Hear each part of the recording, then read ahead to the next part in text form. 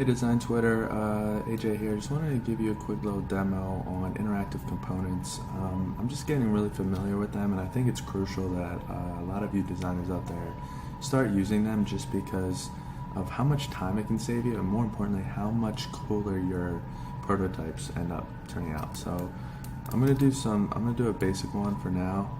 I'm gonna make this. Come in here, what we can do is interactive components, and let's center this.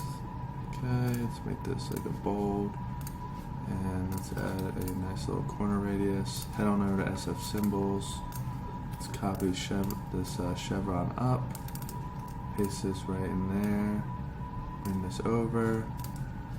It's about this 10, and let's make sure we make this 10 as well. Okay, so now we got something that we can interact with, right? What we're going to do to start the interactive component process is head on over to the components, tap the component option. This is going to be called closed, and then we're going to go into properties over here. We're going to click add a variant, and what happens is this box pops up, and we're going to drag this box down. We're going to click on here, and we're going to hit that plus option, and then we're going to label this open. And what we're going to do is I'm going to drag this down, and then what I'm going to do is I'm going to take this icon and I'm going to make it 180. I'm going to take this icon and turn it 180 degrees. So now what happens is, to set up, I have two different types of components. I have an open menu and then I have closed menu. So we need to figure out a way when we tap this, it's going to animate to this, right? So we're going to head on over to the prototype tab, and for now, let's actually take this icon, drag that there, and what you're going to do is you're going to do on click, and then you're going to make sure that you have smart animate toggled, right? And then same thing for here. So you're going to come on here, you're going to make sure you have smart animate toggled. All right, now to test this, you're going to need to put this on an artboard. You're going to need to put this on an artboard.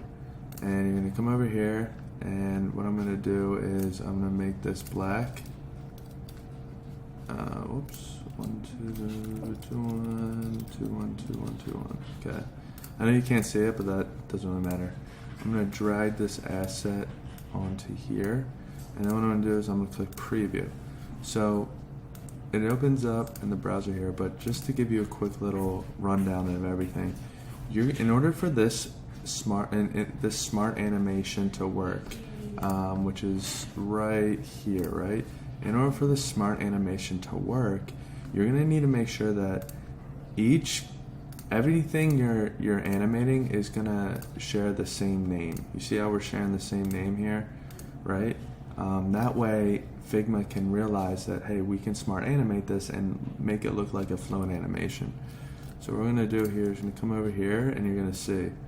So I'm going to come over here and I'm going to click this button here, and look how nice that looks, right? And then you can come on over here and you can actually mess with, we can do bouncy if we want.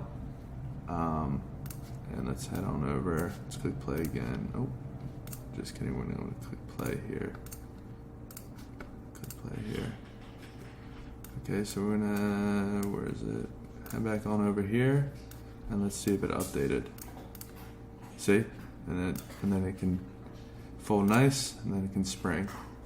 So, now what this allows you to do is, instead of creating multiple artboards where you're just, going like this, and then you're going to want to come down here and, make it like this, and then you're going to drag this like this, to animate there. Now all you have to do is have one artboard that has interactive components successfully hooked up. So now you don't need to stress, you can save a ton of time doing this. So wanted to just give you guys a quick little sample, and hope you enjoyed the video.